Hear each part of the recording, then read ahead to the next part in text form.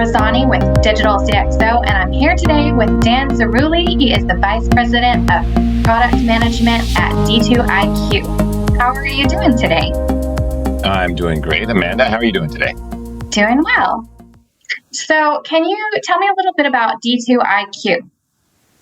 Sure. D2IQ is a leading provider of Kubernetes management platform. We have a platform that helps companies, enterprises, and government as they adopt cloud native development and deployment.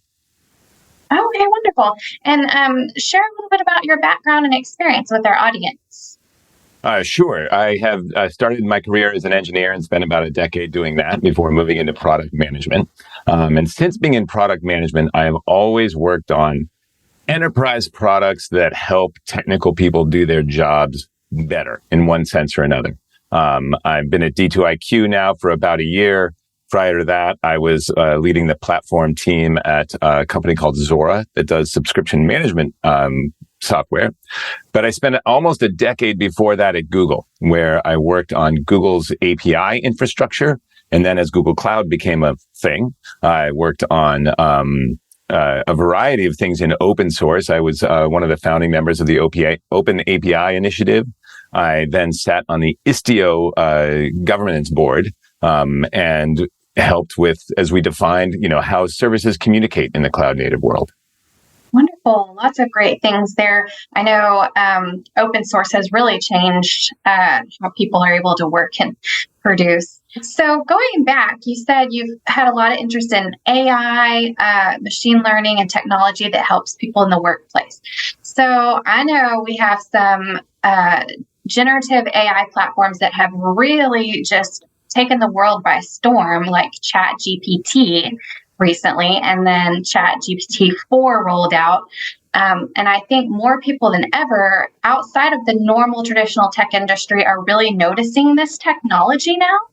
So how do you think that AI and also machine learning are going to help people in the workplace now? Well, I think it's, you can almost say that in the present tense, not even the future, how they are going to, like, how are they today? They're literally helping people today. And what's interesting to me is it's helping non-technical people and it's helping technical people. And I have plenty of examples of both. One thing is in how it's helping non-technical people.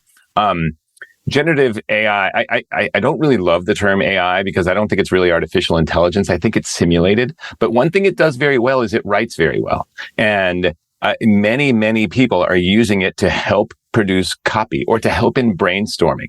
And that is happening all over.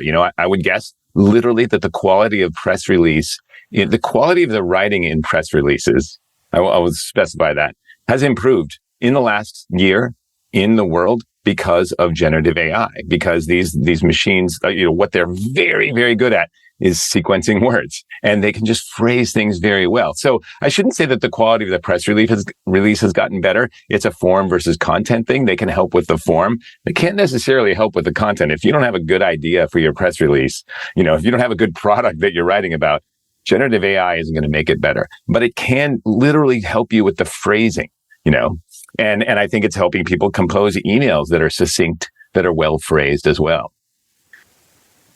And then there's what it's doing on the technical side, which I also think is super interesting.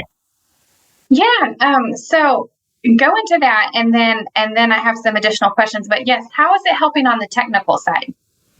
So let me give a specific example. When I was at Google, as I said, I worked on the API infrastructure.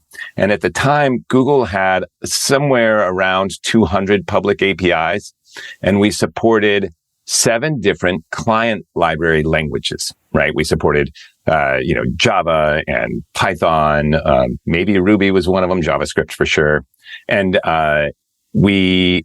so you've got 200 APIs, you've got 7 languages you support. If you do a sample in every language, that's 1,400 samples. And even for a company of Google's size, that was way more than we could staff. We didn't have people who were experts in those languages, who were also users of those APIs, who could craft samples and then keep those samples up to date. It was just impossible. And as a result, we didn't have samples for most of those combinations. It was a difficult problem, and it was one that we didn't really have a solution to. So when I saw ChatGPT could generate code, and I'm not at Google anymore, but literally the first thing I did was I went and said, show me how to call the Google Translate API from Python. And boom, it generated a sample that was, not only was it well done, it also gave me things like, here's where you go to get your API key in order to plug in here. And then I said, well, now, I asked it to make some changes to how it called it. It did that. And then I said, and now can you combine it so I could say, translate something from Spanish to English and then put it through the sentiment analysis API. And it could do that immediately. So I'm thinking, if I were at Google now, I would just say, yeah, we can have a sample for every API in every language because we can have a machine generate them. You could say, comment the code, and they would be well commented. So it was pretty amazing to think that this thing that, at Google a few years ago was just completely out of the realm of the possibility. Now anyone could do. That's amazing. So going back to the writing aspect and then the technology aspect, both of those, in my mind, I'm thinking just from hearing you speak, how could we maybe harness AI to actually educate and level up skills? Because it feels to me like by utilizing these platforms, you're also learning at the same time and improving your skills a lot more quickly. And in reality, I think they're best for that learning phase. What I would not do today is use ChatGPT to generate any code I expected to put in production.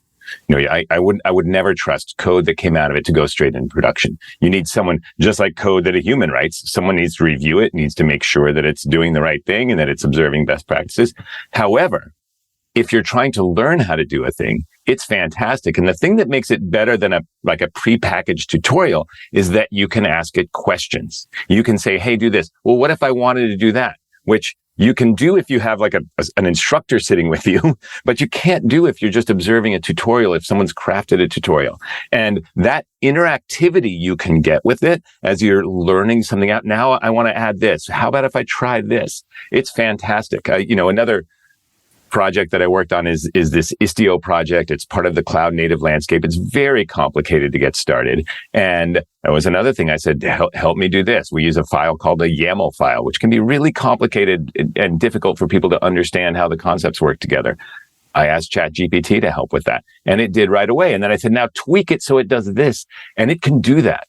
And the fact that it can be an interactive learning tool makes it fantastic for learning. It's not the same as having an expert there, but it's a lot easier than having an expert there. It's almost like a great on-the-job learning tool in this buffer zone where, everyone's busy, everybody has a lot of work. And so rather than going and asking someone else, a person, for all this help, you first have this tool that you can ask for help and then maybe figure it out yourself so that you don't have to take up somebody else's time. And often you don't have access to that expert. A student at home today who wants to learn how to, solve a particular programming problem in Python can just go do that. Just ask this thing and get started, and then continue to, and that's an important part, is continue to ask it more questions because it retains context.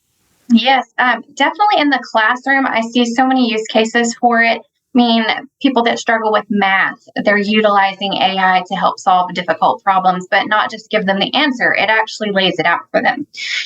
So I feel, and then just improving the writing skills, as you said. So many ways to just upskill, level up, and learn more quickly. But then also, let's talk about digital transformation. Of course, that's what our platform covers. And most businesses are deep in digital transformation efforts. So how can we utilize these tools to help augment and speed up these processes? So one of the interesting things that happens in digital transformation, I think, is you want to become much more data-driven. All of a sudden, all your systems are digital and you're gathering all this data. We right now need to hire data scientists. If I want to know something about my user base, we're going to have data scientists who are going to figure out how to get data into a data lake. And then I say, well, I need a dashboard that does this, or I want to know this about my customer base. Someone needs to figure out how to go write the correct query that's going to query the correct data sources to pull these answers together. One thing I think we will see in these ML/AI systems is the ability to ask the system, "Hey, I need a breakdown." Ask this in English, a breakdown of our customers, broken down by quarter, separated by product, and see the growth over time.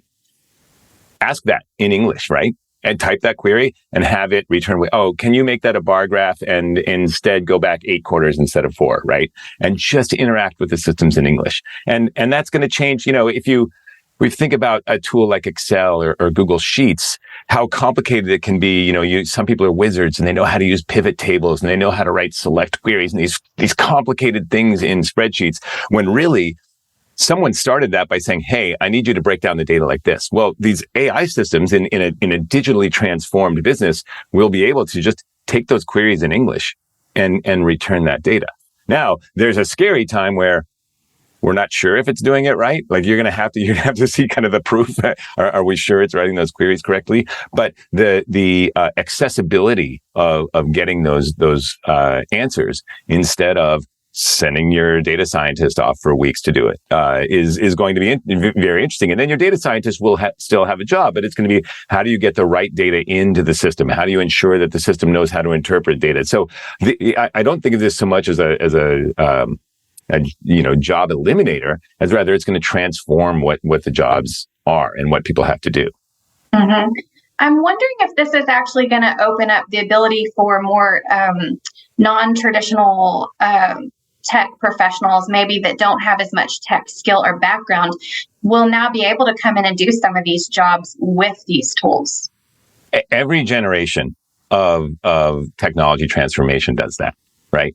Everything does. Excel itself was just a landmark. Like, it used to be very, very, very difficult because you had to be able to program, write computer language in order to kind of mash data around. And Excel was like, no, you can just do this with pluses and minuses and equal signs, right? That in itself, we don't think of it that way anymore, but in a way that was functional programming and declarative programming. And it did. And it made it so you went from, like, literally there was 100,000 or 1 million people on earth who knew how to program, to there's 100 million. And this will be the same thing, that it does absolutely give those abilities to people who weren't able to learn how to run a data pipeline in the past. And I think that's fantastic.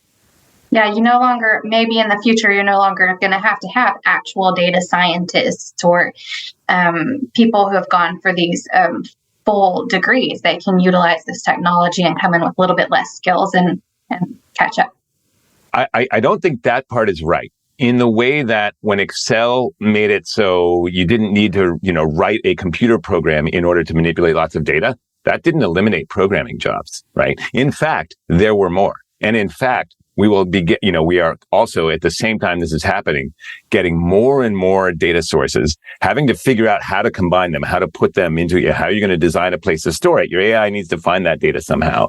And so, like I said, I don't think this eliminates jobs at all. It transforms some of them, and it's going to create great oceans of jobs that we didn't see before. In the way that, like, when web development happened, web development, all of a sudden there's more need for people who can do different types of programming. And the definition of programming got wider and wider and wider from when I started, when it was all basically C or C++ to, there's 50 different languages that attack different problems, and they become more and more niche things. So I think it's a net job creator, but it's going to transform them.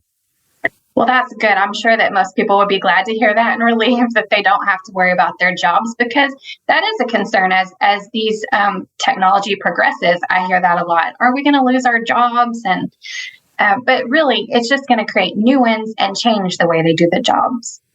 Our great-great-grandfathers thought the same thing with machines.